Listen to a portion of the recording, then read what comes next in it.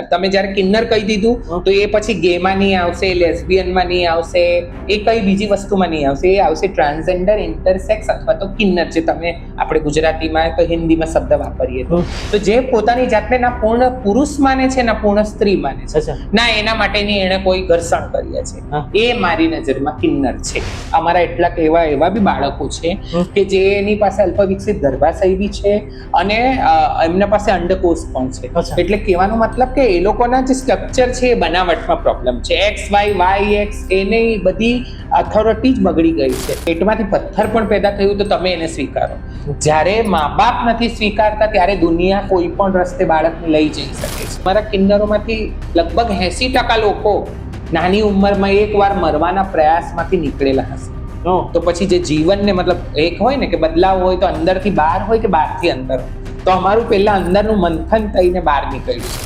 મારા હિસાબે તાલી છે મારી અંદરની ભાવના અને મારો અરીસ.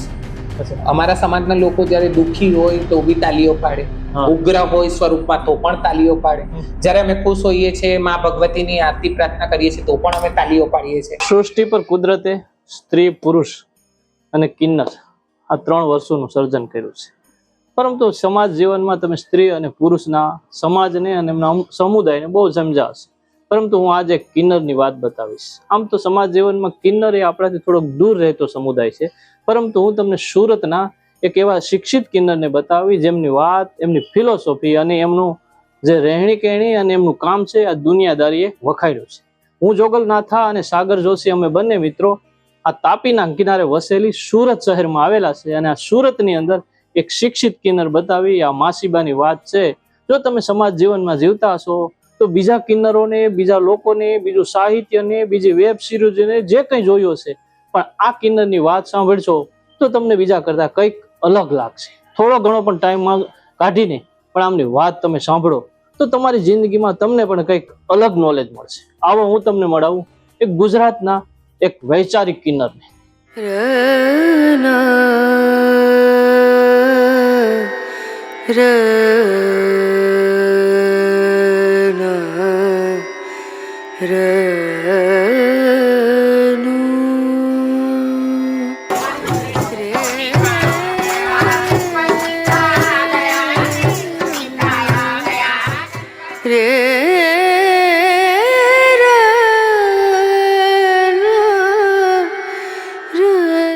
હું આજે આવી ગયો તો સુરતમાં, અને સુરતમાં એક વેલ નોન માસીબા છે.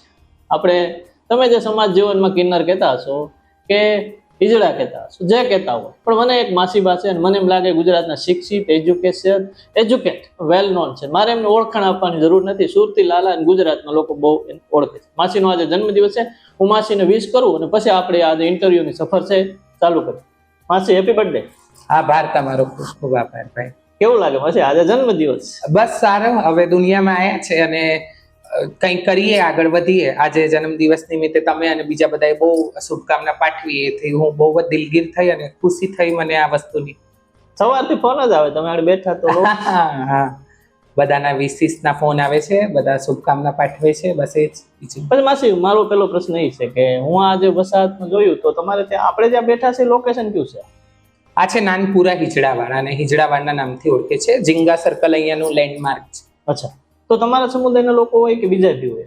અહીંયા બધા જ સાથે રહે છે, મતલબ સંસારી લોકો જે છે એ લોકો પણ રહે, પણ ખાસ કરીને આને નાનપુરા હિજડાવાડ એટલા માટે કહેવાય કે રાજા મહારાજાના સમયની અહીંયા આપેલી જમીનો છે, જગ્યાઓ છે કે જ્યાં અમારા મઠની સ્થાપના થઈ, અખાડું થયું. એટલે આ મતલબ પૌરાણિક સમયથી ચાલી આવતી અમારી એક એવી જગ્યા છે સુરતમાં જ્યાં અમે રહેતા હતા.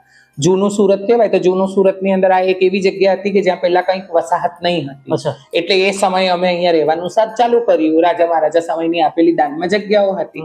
હવે બધા રહેવા માંડ્યા છે અને તમને તો ખબર છે ને, ઇન્દિરા ગાંધીજીનો કાયદો હતો કે એનું ઘર ને ખેડે એની ખેતર. તો એ હિસાબે અહીંયા બીજા બધા લોકો વસતા ગયા અને હવે અહીંયા બહુ સરસ રીતે અમારા સમાજના પણ લોકો રહે છે, સાથે સાથે આખી સંસારી જેને કહેવાય એ લોકો પણ રહે છે. આજે તમે આ રહ્યો છો, આ જે તમારું ઘર છે એમાં બીજા કેટલા લોકો રહે છે? અમે 15 થી 17 લોકો સાથે અહીંયા રહે છે. અને અહીંયા અમારા બીજા એવા બહુ બધા ઘરો છે કે ત્યાં કોઈને ત્યાં 15, કોઈને ત્યાં 5, કોઈને ત્યાં 10, 20 એવી રીતે રહેતા હોય. ટોટલ અહીંયા 100 થી 125 જેટલા માસીઓ અહીંયા નાનપુરા હિજડાવાડમાં રહે તો છે. અમે સમાજ જીવનમાં અમે તો સંયુક્ત કુટુંબમાં રહેતા હોય, તમારે કઈ રીતે આમાં કામકાજ ની કઈ રીતે માસી, તો અઘરું થાય ને 15 લોકો. ના ના ના ના, એવું જ હોય છે. જેવું હવે આમાં એવું થઈ ગયું છે કે હવે બધા ન્યુકલ ફેમિલી થઈ ગઈ છે, પણ પહેલાના સમયમાં કેવી રીતે બધા મળીને સાથે રહેતા હતા, મામા કાકાના બધાની બહુ રાણીઓ, ઘરના બાળકો બધા સાથે મળીને રહેતા હતા. એવી જ રીતે અહીંયા પણ અમારા 10-15 વ્યક્તિઓ જે છે અમારા એ સાથે રહે છે, એક જ ગુરુ શિષ્ય અને ચેલા પોતરાઓ. અને સાથે જ સવારે ઉઠીને બધાના કામ વેચેલા હોય એટલે મા ભગવતીની આરતી કરવી, પછી દિવસમાં નાસ્તો પાણી કરીને પોતપોતાના જે વિસ્તાર હોય ત્યાં માંગવા ખાવા જવાનું, ત્યાંથી જે મળે બધાય લઈને બપોરે આવવાનું, ખાઈ પીને આરામ કરે અને સાંજે પછી પૂજા આરતી અને જમવાનું બનાવવાનું કામ ચાલુ થઈ છે. માસી એક બીજો મારો પ્રશ્ન છે, સમાજ જીવનમાં દરેક લોકોને નિયમિત જીવવા માટે, કંટ્રોલ માટે ગાઈડલાઈન હોય છે.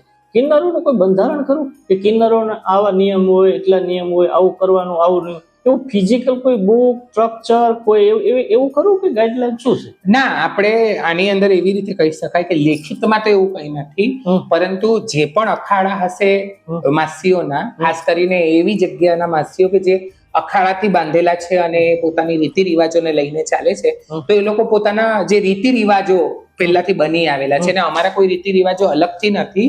જે જૂના સમાજના, જે જૂના આપણા ભારતના જે રીતિ રિવાજો હતા કે જે થોડા ઘણા રહ્યા અને થોડા ઘણા હવે ડિસઅપિયર થઈ ગયા છે, એ જ બધા અમે અમલીકરણમાં લઈએ છીએ.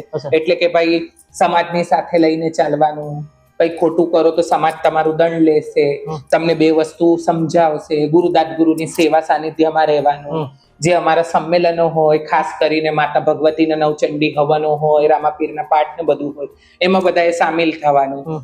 અમારા સમાજની અંદર ખાસ કરીને એવું હોય કે જેટલા બી સમાજમાં જોડાયેલા છે તો કોઈ બી એક નાનું કે મોટું મરણનું કે જન્મનું કે કોઈ બી ફંક્શન થશે માતા મહાદેવનું, બધી જગ્યાના માસીઓ સામેલ થશે.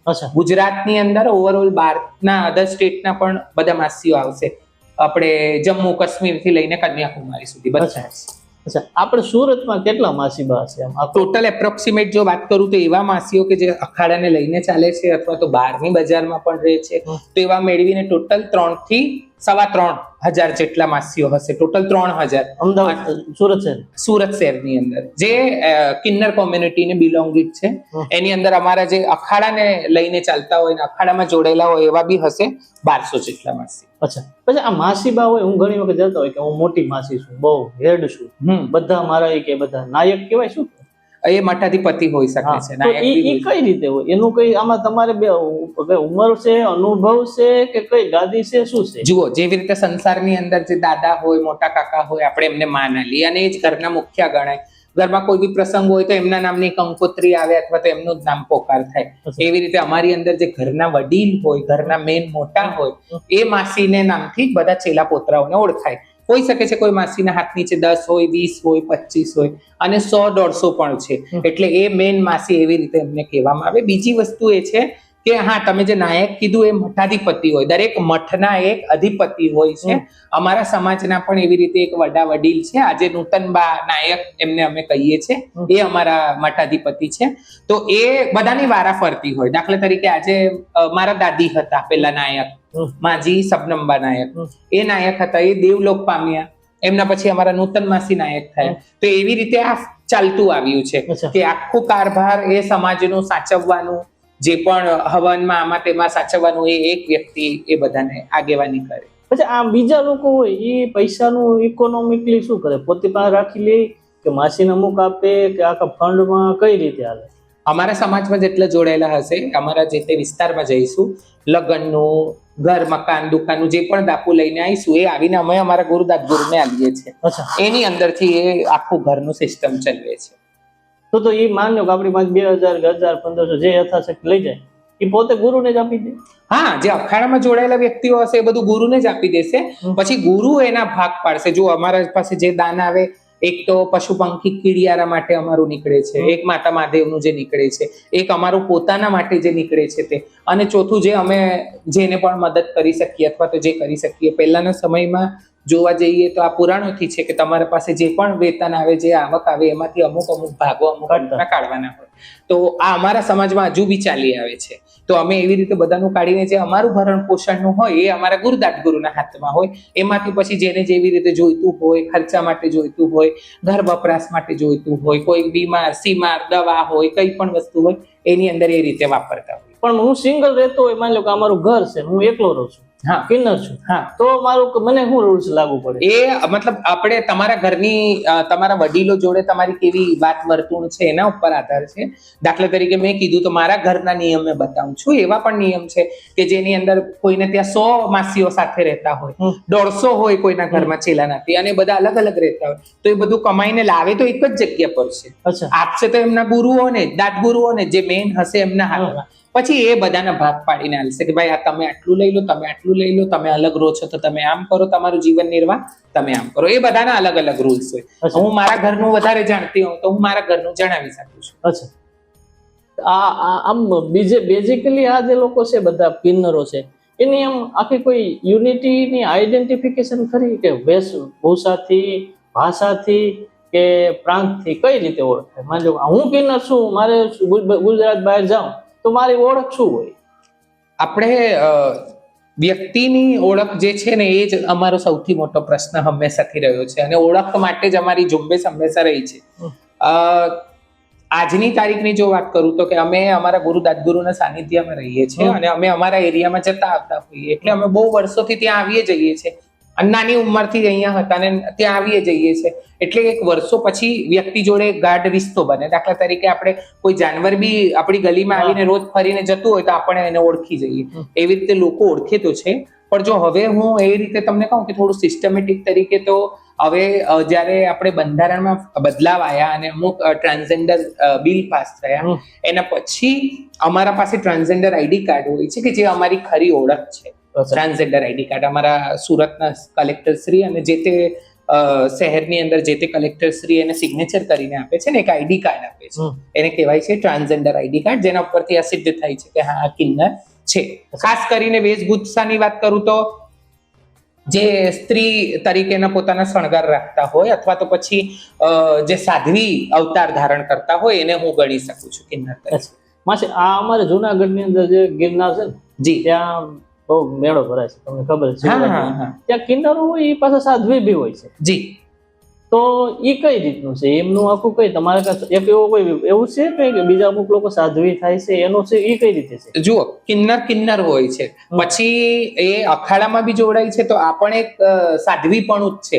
અમે સંન્યાસ આશ્રમ ને જ માનીને ચાલીએ છીએ, બ્રહ્મચારી જીવનનું પાલન કરીએ છીએ. એટલે આ અમારું એક અલગ વસ્તુ છે.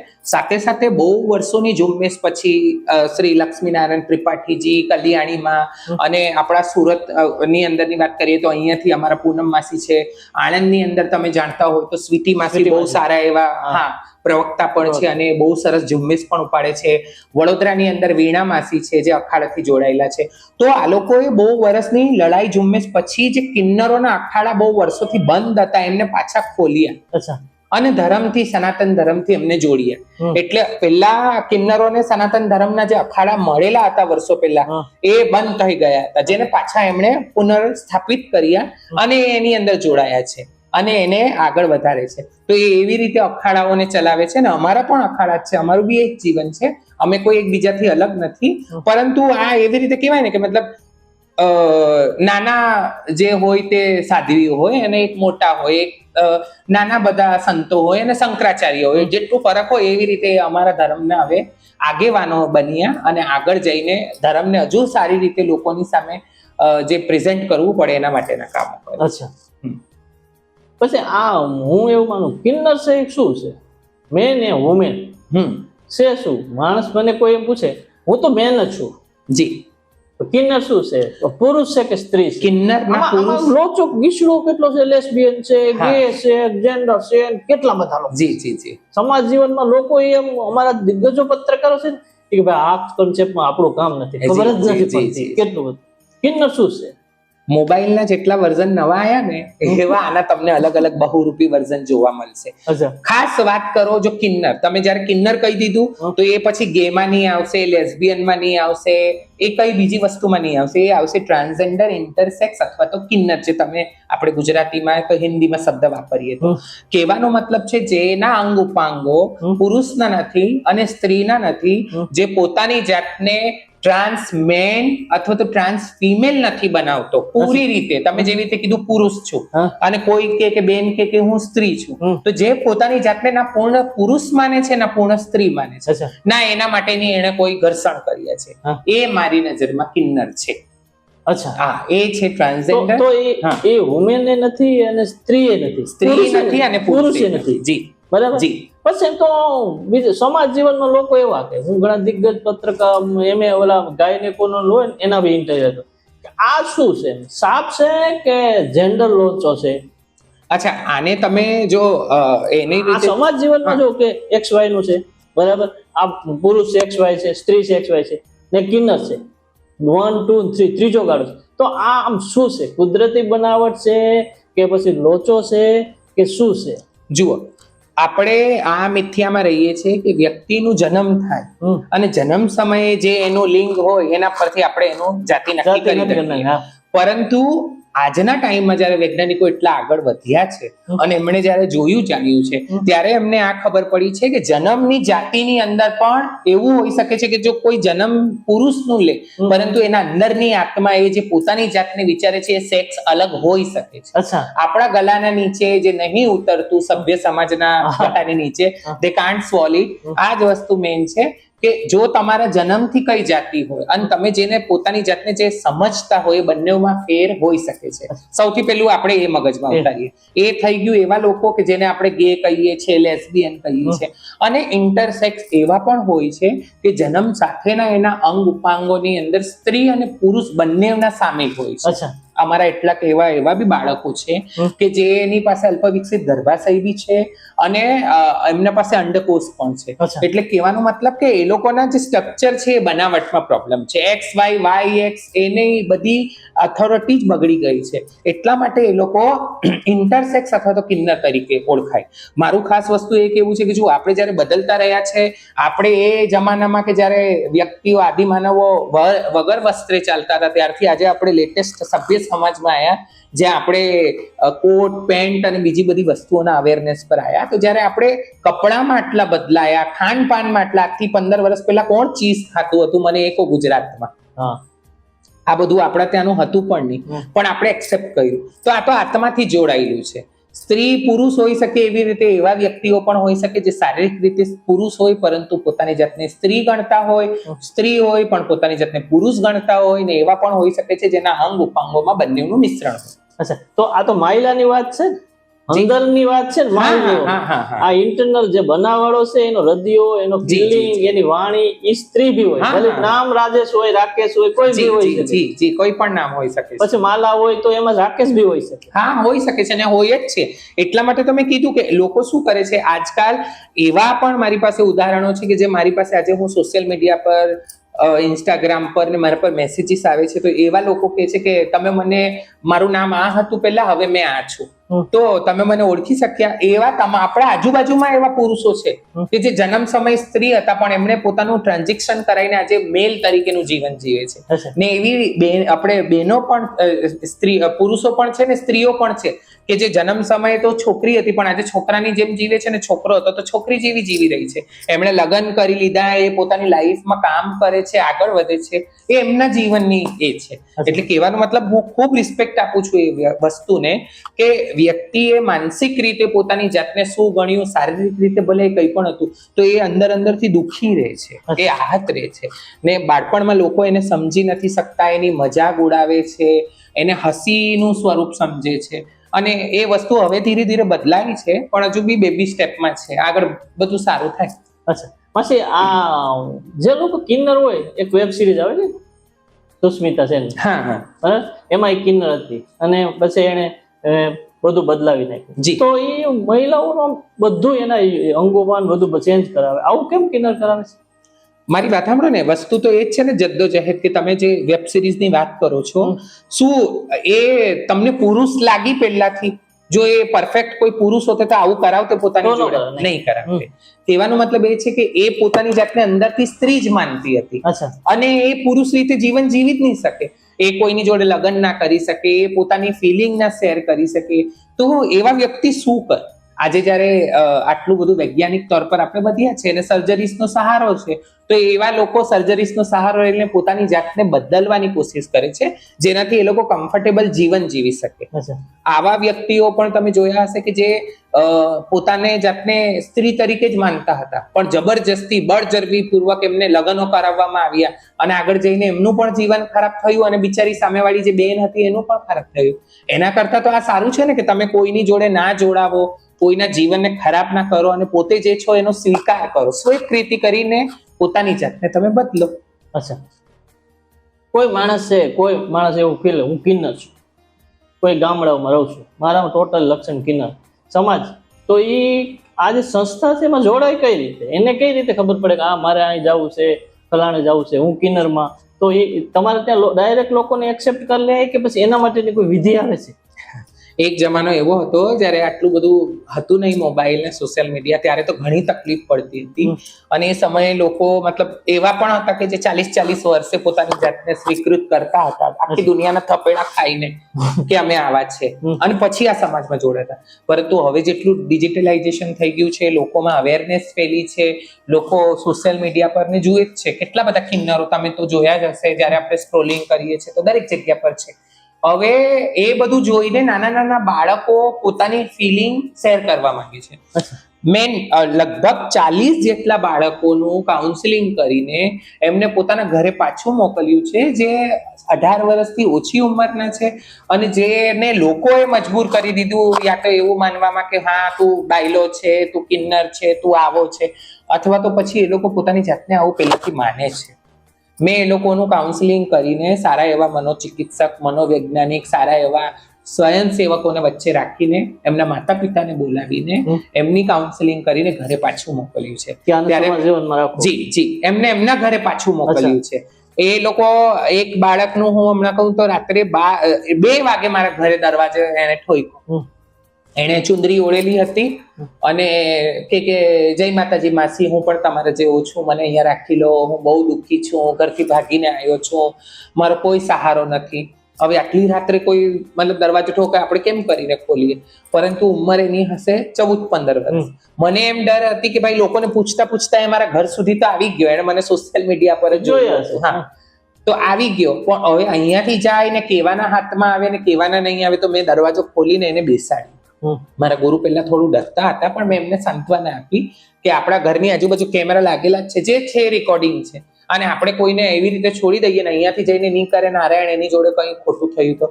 ને આવા બાળકોની લોકો મજાક ઉડાવે. એ કહેતો હતો કે હું બસમાં આવતા હતા તો મને છેડતા હતા લોકો, મારી મજાક ઉડાવતા હતા, મારું ઓઢનું પહેરેલું ખેંચતા હતા. મેં એને બેસાડ્યું, પાણી આપ્યું, થોડું શાંત થયું, પછી ખાવાનું આપ્યું, પછી એની જોડે હેત પ્રેમથી વાત કરીને એના મમ્મી પપ્પાનો નંબર લીધું. રાત્રે કરતા 3:30 થઈ ગયા હતા. એમના પપ્પાને 3:30 વાગે મેં ફોન કર્યું અને એમની જોડે વાતચીત કરી. એ લોકો એટલું રડી રહ્યા હતા ત્યાં. મેં સમજાયું કે આવું છે, તમે ટેન્શન ના લો, અહીંયા મારી પાસે છે બાળક, તમે સવારે આવીને એને લઈ જાઓ. એ બિચારો ટ્રાવેલિંગ કરીને, કેમ કે આબુ અંબાજી રોડ પરથી આવતા હતા, તો મતલબ ટ્રાવેલિંગ કરીને સાંજ સુધી આવ્યા. પછી અહીંયા મલિયાજી. એ લોકોનું એવું હતું કે અમારો બાળક પહેલા એવો નહીં હતો, એના પર કોઈએ કંઈ કરી દીધું. મેં કીધું આવું ના હોય. જો પેટમાંથી પથ્થર પણ પેદા થયું તો તમે એને સ્વીકારો. જ્યારે મા બાપ નથી સ્વીકારતા ત્યારે દુનિયા કોઈ પણ રસ્તે બાળકને લઈ જઈ શકે છે. એટલે મારું તો હાથ જોડીને કેવું છે કે તમારા ઘરે કંઈ પણ પેદા થાય તમે એને સ્વીકારો. એમની કાઉન્સિલિંગ થઈ, વાતોચીતો થઈ, પછી એ લઈને કે આજે બી એ બાળક ફોન કરે છે. થોડું ઘણું એના મમ્મી પપ્પા જોડે થોડું એનું એ હતું, એમના મમ્મી પપ્પાનો પણ સ્વભાવ બદલાયો એના પ્રતિનો, અને હવે ફોન કરે છે, જય માતાજી કરે છે, પણ ખુશ છે. એવા બહુ બધા કિસ્સા છે કે જે મારા જીવનની અંદર બન્યા. તો કહેવાનો મતલબ એમ છે કે મારા હિસાબે કોઈ વ્યક્તિ જો નાની ઉંમરનું હોય તો અમે એને નહીં રાખી શકીએ. એક ઉંમરથી મોટું થાય, એના 3-4 વર્ષનું એવું હોય કે ભાઈ એવી જ રીતે હું રહું છું ને મેં મારી જાતને આ જ માનું છું, પછી અમે લખાણ લઈને એના માતા પિતાનું એનું અને પછી અમે આ સમાજની અંદર એને દીક્ષા આપીએ છીએ. બળજબરી કઈ હોતી નથી ને બળજબરી કોઈના પર રાખી બી નથી શકતા ને.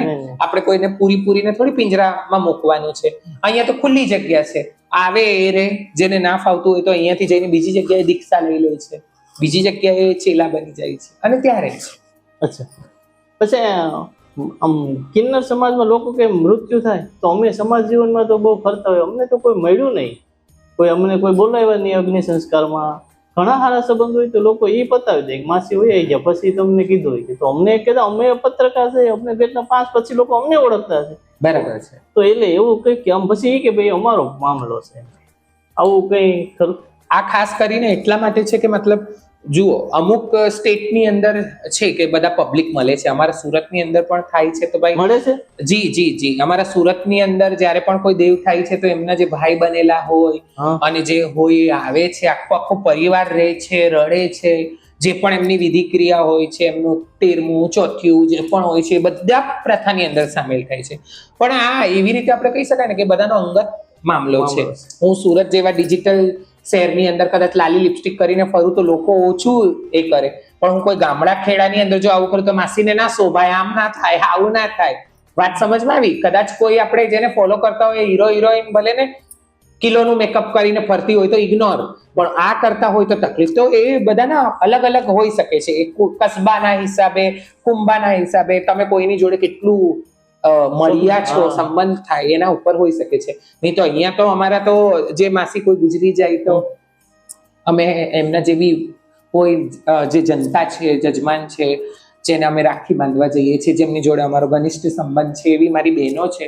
સોશિયલ મીડિયામાં અને સોશિયલ વર્કનું કામ કરું છું તો મારા તો બહુ બધા એવા ઓળખીતા છે.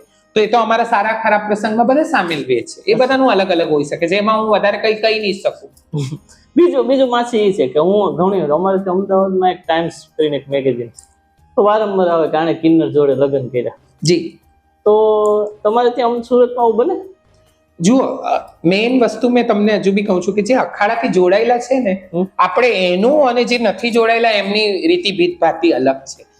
એવા બી કિન્નર હોય જ શકે છે, કેમ નહીં હોઈ શકતા, કે જેને લગ્ન કરવાનું મન હોય અથવા તો કોઈની જોડે જીવનમાં જોડાવવાનું મન હોય. આજે જોવા જઈએ તો સરકારે પણ આવી રીતે કીધું છે કે કોઈ ટ્રાન્સ મેલ, ટ્રાન્સ ફિમેલ ને ટ્રાન્સ ફિમેલ, ટ્રાન્સ મેલ ને લગ્નની અનુમતિ છે.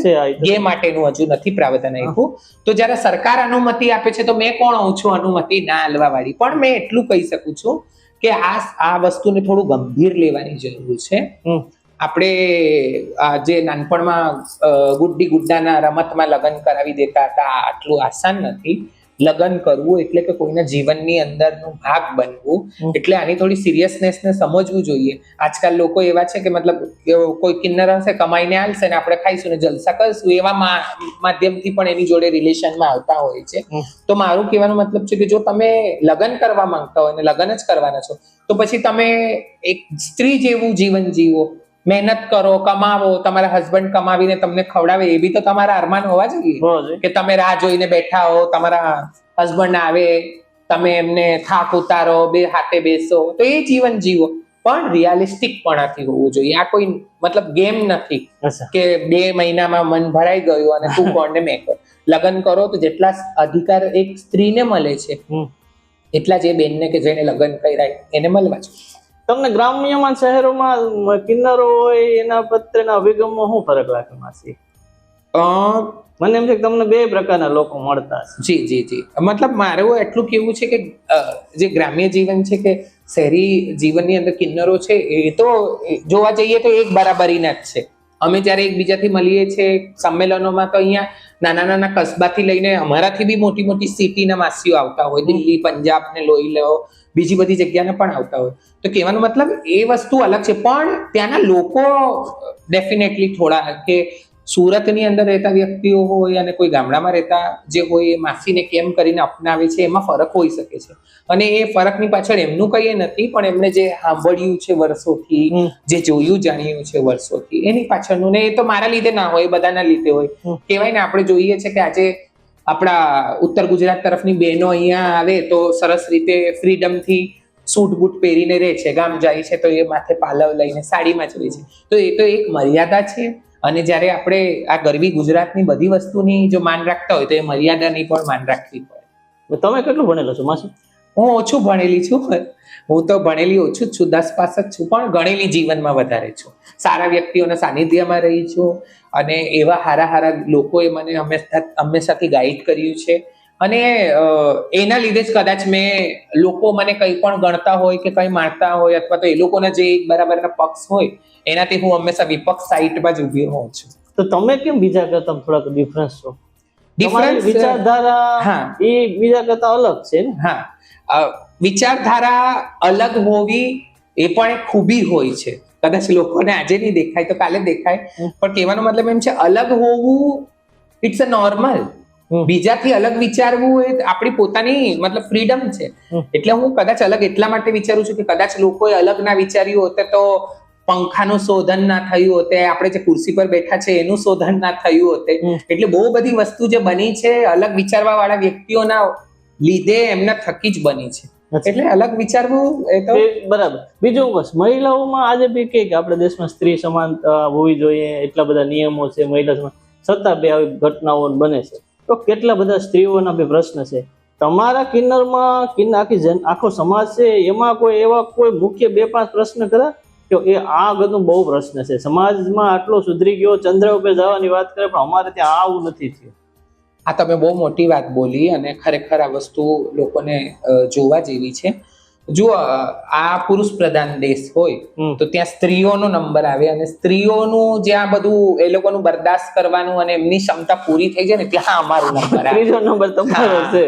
એટલે અમારે તો આજે એટલા જ માટે જ્યારે કોઈ મને કહે છે અમારું જે નવોદય ટ્રસ્ટ ચાલે છે, તો એવું નહીં કે અમે કિન્નરો માટે કામ કરીએ છીએ. જો આ પણ મારી એક અલગતા છે કે કિન્નરો હશે વધારે પડતા કિન્નરો માટે કરતા હોય આપે, પણ મેં કીધું આપણે તો સામાન્ય પ્રવાહમાં મળવું છે, તો આપણે બધા માટે કામ કરવું પડશે. આજે માતાની એટલી મહેર છે કે અમે જે ગરીબ સ્ત્રીઓ હશે એમના શિક્ષણ માટે, અમે રોજગાર માટે કામ કરીએ છીએ, બેવા બહેનોના માટે કામ કરીએ છીએ.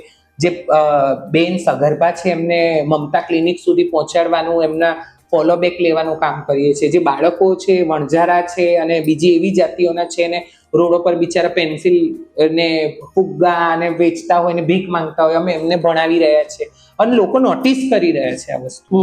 તો કહેવાનો મતલબ એમ છે કે હું આટલું બદલવા માંગુ છું ખાલી કે વ્યક્તિઓને એમની લિંગ, એમનું ધર્મ, એમની જાતિ, એમનું કદ, એમનું કલર એનાથી નહીં આંકો. એમની એક જ વસ્તુમાં તમે આંકી શકો છો કે એ કેપેબલ છે કે નથી, એ વસ્તુને લઈને આગળ વધી શકે છે કે નથી. અચ્છા જી. તો બીજું તમે મને એક શરૂઆતમાં વાત કરી, તમારે ત્યાં બધા પ્રકારના લોકો રહ્યા અખાડામાં, જી, હિન્દુ, મુસ્લિમ, શીખ, ઈસાઈ, પારસી, જૈન, બૌદ્ધ, બધા લોકો. તો આમ ક્યારે પેલું ન થાય, વિગ્રહ ન થાય? અમારા ઘર પરિવારમાં તો અમારી વિચારધારા હોય, એક ભાજપ વાળો હોય, એક કોંગ્રેસ વાળો હોય, એક આપ વાળો હોય, એક કે ચટણી ખાવી, એક કે નથી ખાવી. તો તમારા આમ 15-20 જણા રહેતા હોય ને એ બધા અલગ અલગ મા બાપ. બરાબર છે. કોઈ એક મા બાપ નું છે નહીં, ધર્મ અલગ, જ્ઞાતિ અલગ, તો એવું કઈ ન થાય ક્યારે? આપણે ઘરની અંદર કામવાળા બેન એમનું કામ કરતા હોય, આપણે આપણી રીતે હોઈએ, બાળકનું કરે, પણ અનાયાસે એવા ઘરની અંદર આગ લાગે ને તો બધા એક જ ટેબલ પર જઈને એક હાથે ઊભા થઈ જાય. કહેવાનો મતલબ આ સમાજ બહુ વિપદાઓમાંથી બહુ બધાએ બહિષ્કૃત કરીને, બધાએ ખૂબ દુઃખી કરીને એને કાઢ્યા. કોઈ પોતાના મા બાપના ઘરમાંથી આવવા માંગતું નહોતું. હું એવા ઉંમરમાં એવી જે મારી ટીનેજ અવસ્થા હતી, બરાબર ને, મને તો ડર લાગતી હતી કે મેં મતલબ કેવી રીતે આગળ શું કરીશ, મારો કોણ સહારો રહેશે. નવી અહીંયા પણ આવેલી હતી તો દાદી એવા ધનિષ્ઠ ઘરડા બા જેવા, જેનો અવાજ એકદમ કડક, આપણને એ કરી બોલે તો આપણે ડરી જઈએ. વાણિયા બ્રાહ્મણના એ પણ દીકરા હતા, તો નાયા વગર ગઈ તો નહીં કિચનમાં, આમ તો નહીં કર્યું, આમ તો નહીં, આવું સાંભળીને હું મોટી થઈ. તો કહેવાનો મતલબ બહારથી પછી કડક છે ને અંદરથી કેટલા નરમ છે તો રહ્યા પછી ખબર પડી ને. નહીં તો એ સમય તો એવું લાગતું હતું આના કરતા તો મરી જઈએ તો સારું. તો આવા અમારા જોજો તમે પહેલું કે અમારા કિન્નરોમાંથી લગભગ 80% લોકો નાની ઉંમરમાં એકવાર મરવાના પ્રયાસમાંથી નીકળેલા હશે. તો પછી જે જીવનને મતલબ એક હોય ને કે બદલાવ હોય તો અંદરથી બહાર હોય કે બહારથી અંદર હોય, તો અમારું પહેલા અંદરનું મંથન થઈને બહાર નીકળ્યું છે. એટલે આ બધી નાની વસ્તુમાં કે આનો ધર્મ અલગ છે તો હું એનાથી, કેમ કે અમને તો અમારા ધર્મવાળાએ કયા અપનાવી લીધા. અચ્છા, કોણે અપનાવ્યું? અમારા સમાજે જ અમને અપનાવ્યું હતું, અમારા ધર્મ ગુરુઓએ જ અમને અપનાવ્યું હતું, અમારા વડીલોએ જ અમને અપનાવ્યું હતું. તો આ પછી આવું બધું થતે જ નહીં, ખેલ જ ખતમ થઈ ગયું હતું. આજે તમે વિચારો ભાઈ કે હું આટલી ઉંમરમાં મતલબ ઓછું ભણેલી હોવા છતાં તમારા જેવા લોકોના સત્સંગમાં આટલું એ થઈ, તો જો મારી પાસે એજ્યુકેશન હોતે, મારી પાસે બીજું બધું હોતે તો હું ક્યાં હોતે? મને પણ અરમાન હતા કે હું ભણીશ મારા માતા પિતા જોડે, પણ ભગવાને જે નક્કી કરેલું મારા લીધે કરું. તો કહેવાનો મતલબ આ બધું સંસારીઓના માટે એટલા માટે છે કે એ લોકોએ હજુ એ તરફનું જોયું નથી કે નાની ઉંમરમાં પોતાના ઘરને છોડી દઈને નીકળી જવું અને એક મસ્ત ઉંમરમાં આવીને આજે 25 વર્ષનો માણસ એમના પપ્પા કમાય છે ને ઘરે બેસીને ખાય છે. આજે 30 વર્ષે એના મમ્મી પપ્પા કે હવે તો કઈ કર તો તારા લગ્ન કરાવીએ. તમે વિચારો તો ત્યાં અમે તો 12 વર્ષમાં એમ વિચારી લીધેલું કે હવે કોઈ નથી, આપણું 15 વર્ષમાં હાથ પગ મારતા થઈ ગયા. એટલે એ બહારથી ભલે ઉંમર ઓછી હતી પણ અંદરની જે ગહેરાઈ છે કદાચ એ ના પ્રતાપે. અને અમારા જે દુઃખમાં જુઓ, સુખમાં માણસ એકબીજાથી મોઢું ફેરવે, દુઃખમાં બધા એક થઈ છે. દુઃખમાં કોઈ ભાજપ કોંગ્રેસ નહીં રહેતું. તો અમે તો દુઃખ જોઈને એકબીજાના નજીક આવેલા ને, એટલે કદાચ અમારું છે. અમારામાં બી છે નાની મોટી વાતે બબાલ થાય, મગજમારી થાય, એવું નહીં કે નથી. હું એટલી મતલબ એ નહીં કહીશ, થાય છે પણ એનું નિરાકરણ આવી જાય છે. કદાચ ક્યારે બહુ જલ્દી આવી જાય છે. 80% અમારા સમાજની મગજમારીનું નિરાકરણ આપસી વાતોચીતોમાં ને 4-5 થાબડા પાડવામાં જ આવી જાય છે. એના સિવાયની જે 20% હોય છે એ કદાચ મોટા રીતે થાય. તમે તાલી કીધી ને, મને તાલી એક છેલ્લો મારો સવાલ, તાલીને તમે શું માનો છો? લોકો મારે સંસાર જીવનમાં તાલીનો હું શું અર્થ સમજુ? મને કોઈ માસી મળે તો પુરુષ મળે તો રામ રામ કરું, માસી મળે તો તાલી જ માનું. હા, એ મારા હિસાબે બધાના અલગ અલગ તમારા હિસાબે નજરિયા છે. મારા હિસાબે તાલી છે મારી અંદરની ભાવના અને મારો અરીસો. અમારા સમાજના લોકો જયારે દુઃખી હોય તો બી તાલીઓ પાડે, ઉગ્ર હોય સ્વરૂપમાં તો પણ તાલીઓ પાડે. જયારે અમે ખુશ હોઈએ છીએ, માં ભગવતીની આરતી પ્રાર્થના કરીએ છીએ તો પણ અમે તાલીઓ પાડીએ છીએ. કહેવાનો મતલબ આ અરીસો છે. એક સમય એવું હતું કે જયારે અમુક વ્યક્તિઓને, અમુક જાતિઓને લોકો દૂર રાખતા, અડી નહીં શકાય, અછૂત થઈ જવાય. તો એ પોતાના અંદરની વિગ્રતાને બહાર પ્રેઝન્ટ કરવા માટે કઈ ને કઈક એવી વસ્તુનો સહારો લેતા હતા.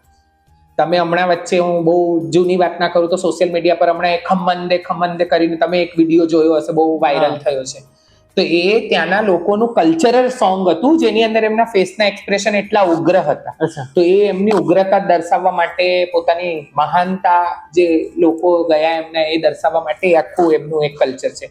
તો એવી રીતે આ અમારું છે કે અમે તાલીથી અભિવાદન પણ કરીએ છીએ, ઉગ્રતા પણ વ્યક્ત કરીએ છીએ, દુઃખ પણ વ્યક્ત કરીએ છીએ. તો તાળી એ દરેક કિન્નરનો અરીસો છે. અચ્છા, હવે તમે અમારા સંસારીઓને ક્યાં નજરિયાથી જો? અમે ક્યારે આમ સમાજ જીવનમાં જીવતા હોય તો તમે કહો છો કે આ અમે કમાતા હોય, મકાન લઈ, સુખ, તમારો શું હોય? તમે એમ ક્યાં જો કે ભાઈ અમે તો ભાઈ અમારી રીતે જીવીએ છીએ, ભાઈ તમે તમારી રીતે જાઓ? તમારો નજરિયો શું? જુઓ, મારું તો બધા પ્રત્યેનો નજરિયો મતલબ બહુ સારો છે. જિંદગી પ્રત્યેનો શું અભિગમ? એટલે અમને ખાસ કરીને આ વસ્તુ પહેલાથી અંદર ઉતારેલી છે કે કોઈનું ઘર બનતું હોય તો ભાઈ માતાજી કરે જલ્દી બની જાય, બની જશે તો હાલશે. એક ભાઈને ત્યાં હું ગઈ હતી લગ્નનું દાપુ લેવા. તો મને કે મેં બહુ ગુસ્સામાં છું, હમણાં તમે જાઓ બાપા, આ બધું મગજમારી છે, બેન છોકરીના લગ્ન છે, મારી બેન આવવા માટે ના કે છે ને આ લોકો આમ કે છે કે મોટો બુફે ડિનર રાખજો, આમ તેમ, નહીં તો અમે નહીં આવીશું, તમે હમણાં જાઓ. મેં કીધું હારું માં, માતાજી તમારું સારી રીતે પ્રસંગ પતી જાય, પ્રસંગ પછી મેં આવીશ, જય માતાજી. પ્રસંગ પછી મેં ગઈ ને એ ભાઈ મને ગલે લાગીને રડ્યા. મતલબ થોડું તો આપણને થાય, ભાઈ લાગ્યા, ભાઈ માસી બેસો, પાણી આલો માસીને. તો એ દિવસે મતલબ થોડા ગુસ્સામાં હતા. આજે બેસાડ્યું, પાણી આપ્યું. બેન આયા અંદરથી ભાભી, એમણે યુપી સાઈડના હતા એટલે એમણે બિસ્કીટ ને ત્યાંના લાડવા અને બધું મને આપ્યું. કે એક તું જ છો બેન કે જે એમ કહેતી કહીને ગઈ કે લગ્ન સારી રીતે પતી જાય, બાકી મારા લગ્નની અંદર બધા જ જણાએ મોઢું ચડાવ્યું અને કાંથી લગ્નમાં ખાચા પડે એ શોધ્યું. તો કહેવાનો મતલબ આજે જુઓ સાચે જમાં કે સામાન્ય લોકો પણ તમારી આગળ વધવાથી કેટલા ખુશ છે. લગ્ન જોઈ લો તમે, તમારું ઘર બનતું હોય, 17 લોકો હા કઈ નીકળી જાય તો સારું, આ સારું કર્યું પણ આ કેમ આવું કર્યું, આજુબાજુ વાળા બૂમા બૂમ કરે, અમારા તરફ પથ્થરની નાખતા, સિમેન્ટની પડવી જોઈએ, અમને પણ આ કરાવીને આલો.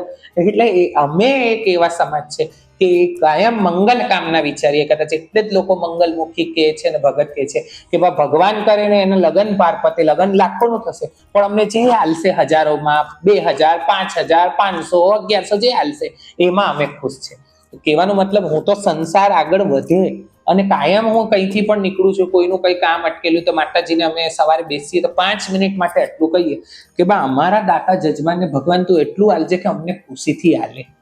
અને અમે જ્યારે જઈએ બી લગ્નનું લઈએ ત્યારે જ અમે આશીર્વાદ આપી દઈએ. 9 મહિના 9 દાડામાં માતાજી છોકરો હાલે. અરે માસી હમણાંથી હા બા આગળની ખુશાલી. જ્યારે કે લોકો તો વિચારે હારું 4 વર્ષથી એને ત્યાં નહીં, મારે ત્યાં આવી ગયું, હારું નહીં એ તો એવી છે, 70 વાતો કરે. અમે જ્યારે પહેલું લોકોના ઘરે જઈએ ને, લોકો મતલબ 1-2 વાર તો શરૂઆતમાં તો ખાલી આશીર્વાદ આપજો આમ તેમ, પણ જ્યારે રેગ્યુલર અમે કોઈને ત્યાં જતા હોય ને લોકો એમની વ્યથા અમને કે તમે માનશો નહીં. આજે અમે આટલા ઘડાયા ને એની પાછળ લોકોનો પણ હાથ છે. ભાઈ આશીર્વાદ આલજો, અમારા ભાઈ અમને પ્રોપર્ટીમાં હિસ્સો આલવા નથી માંગતા, આશીર્વાદ આલજો, હું છોકરી છું તો બી મારા મમ્મી પપ્પાને હાચવું છું, ભાઈ તો કેનેડા છે આવવાનું નામ નથી લેતો, માસી આશીર્વાદ આપજો, અમે 2 ઘરડા છે ઘરમાં, બાળકો અમને પૂછતા જ નથી. એટલે કહેવાનો મતલબ એ લોકો એમ કે રડીને કે ભાઈ અમે તો બાળક નહીં હોતે તો સારું રહેતે, આ તમારા જેવા કોઈને જન્મ આપતે કે તો કે એ અમારું કરતે. તો અહીંયા સુધીનું સાંભળીને મતલબ ભગવાનને એક જ વસ્તુ કહેવાય છે કે જે બનાવ્યું એ તારી કૃપા છે, અપરંપાર જીવન મળ્યું છે, પાર કરવાનું છે ખાલી. એક સિક્કો માસી બધા એમ કે કિન્નર હોય ને જી માસી ભાવ એક સિક્કો આપે. હા, તો એના સિક્કાનો બહુ માર્કેટમાં મહત્વ છે. લોકો એમ કે વાહ આનો આશીર્વાદમાં એક સિક્કો માસી આપ્યો. તો એમ એના વિશે તમે થોડુંક કહો, કેમ કે મેં એક સ્ટોરી બનાવી, લોકો એવું બી કીધું કે માસીના સિક્કા વિશે તમે પૂછજો ને કોઈ માસી મળે તો. આ માસી મળ્યા મેં પૂછ્યું. જુઓ આપણે આશીર્વાદ છે તે હે ને, આપણે કોઈ વ્યક્તિ એવા પણ હોય છે જે અહીંયા લગ્ન કરવા અમેરિકા લંડન થી આવતા હોય, એ પણ એ માંગે એમ કે અમે ભગવાનમાં નથી માનતા પણ અમે પોઝિટિવ ઓરામાં માનીએ. તમે આયા તો અમને મતલબ બહુ સરસ લાગ્યું, માહોલ પોઝિટિવ લાગ્યું, ઘરમાં અલગ જ ઉત્સાહ આવી ગયો. તો કહેવાનો મતલબ આ એક આશીર્વાદ છે. ગરુડ પુરાણમાં કહેવાય છે કે કિન્નરોને દાન આલવું જરૂરી છે અને કિન્નરોને એક ભાગ આલવાથી તમારા ઘરમાં બરકત રહે છે. જુઓ વ્યક્તિ કેટલું પણ આગળ આવે, શું આલે છે શું નહીં આલે છે એ એની મરજીની વાત છે, પરંતુ અમારી પાસેથી જે આ ખનખનાટ કરીને અમે જે સિક્કો આપીએ છીએ એ અમારા અંતર્મનથી એક આશીર્વાદ આપીએ છીએ. આશીર્વાદને તમે માનો કે આપણે ભગવાન તો બધી જગ્યાએ છે, પરંતુ આપણને મૂર્તિ તરીકે એને પૂજીએ છીએ હે ને. તો એવી રીતે એક ચિહ્ન સ્વરૂપે, એ આશીર્વાદના ચિહ્ન સ્વરૂપે અમે સિક્કો આપીએ છીએ કે આ ભાઈ પાસે રહે ત્યાં સુધી અમારા આશીર્વાદ રહે અને ભાઈની તરક્કી થાય. અમે સિક્કા બરકત માટે પણ આપીએ છીએ, લગ્ન નહીં થતા હોય એવાની બાધાઓમાં પણ આપીએ છીએ, અલગ અલગ રીતે હોય પણ એ એક આશીર્વાદ છે કે જે એક એવી આત્માથી નીકળેલા છે કે એ હું પોતે લગ્ન નથી કરી, લગને હું ફરું છું પણ લગને કુંવારીને દીકરા દીકરી વાંચ્યા. તો અમારું એ છે કે ભગવાન અમને નહીં આપ્યું પણ એમને એટલું હાલશે કે ભાઈ એમને આગળ વધે સંતાનો. હવે તમને આ તમારા કિન્નરની લાઈફમાં લોકો ક્યાં નામથી ઓળખે, તમારા ગુરુ કોણ છે? મારા પેલો પ્રશ્ન કરો છો હવે છેલ્લે કરી દો. મારા ગુરુજીનું નામ છે કશિશ કુંવર, એ મારા ગુરુજી છે. અને મને નૂરી નામથી પણ લોકો ઓળખે છે, નમ્રતા નામથી પણ લોકો ઓળખે છે. નૂરી મારા દાદીએ આપેલું મને નામ છે. જેવી રીતે મેં શરૂઆતમાં આપણી વાતચીતમાં થતું હતું કે અમારા સમાજમાં આવ્યા પછી નામ બદલાય છે હે ને, તો અમારા નામ અમારા જે હોય તે ગુરુને જે અમને આપ્યા હોય એ નામ હોય. તો આ 2 નામથી લોકો ઓળખે છે મને. અને બીજું તો બસ એ જ મારા ગુરુનું નામ કશિશ કુંવર છે. અચ્છા, હું આમ બેઝિકલ તો ગામડાનો પત્રકાર છું. ગામડાઓમાં ગુજરાતી હું ને મારો મિત્ર સાગર જોશી ફરીએ, જોઈએ, લોકોનું મગજ હોય એનું રીડ કરીએ કે લોકો શું માને. માસી તમારો હાથ આપો. હા, આ માસી છે. તમે ક્યારે એવું ન માનતા કે આ કોઈ વ્યક્તિનું સર્જન છે, આ કુદરતનું સર્જન છે અને ભગવાને બનાવેલું છે અને લોકો સમાજ જીવનમાં માસી આપણે ઘરે આવશે. માસી એવું નહીં કે તમે આટલા રૂપિયા આપો કેટલા રૂપિયા, તમારી પાસે જે શક્તિ યથાશક્તિ હોય તમે આપજો, પણ એને રિસ્પેક્ટ આપજો. આ બનાવવાળાની ખોબી છે, કોઈ ફેક્ટરીનો માલ નથી, કોઈ કે જામ કે વિજ્ઞાન ગમે કહેતું હોય, જે ભગવાન બનાવેલી વાત છે. અને આમને જે આનો સંઘર્ષ છે, આની જિંદગી છે, બહુ અમૂલ્ય છે. કદાચ તમને આના જો આશીર્વાદ મળી જશે તો હું માનું કે તમારો બેડો પણ પાર થઈ જશે. હું આજે આવી ગયો છું, હું જોગલ નાથા અને સાગર જોશી અમે બંને મિત્ર સુરતમાં આવ્યા છે અને માસીના તો આશીર્વાદ લેવા માટે આવ્યા છે. માસીનો આ જન્મદિવસ છે. હું માનું કે માસી ખૂબ સારું જીવે, સુંદર જીવે અને કિન્નરો માટે અને સમાજ માટે કંઈક કામ કરે, દેશ અને દુનિયામાં એનું તો નામ રોશન કરે, પણ એમના જે સમુદાય છે એમના બી ઘણા બધા પ્રશ્નો છે સોલ્વ કરે અને કંઈક પ્રકાશ પાડે, સમાજ જીવન એને ઓળખે સારી રીતે. બસ આ એના માટેનો મારો પ્રયાસ. જય જય ગરવી ગુજરાત. ફરી મળશું કોઈ નવા વાત સાથે.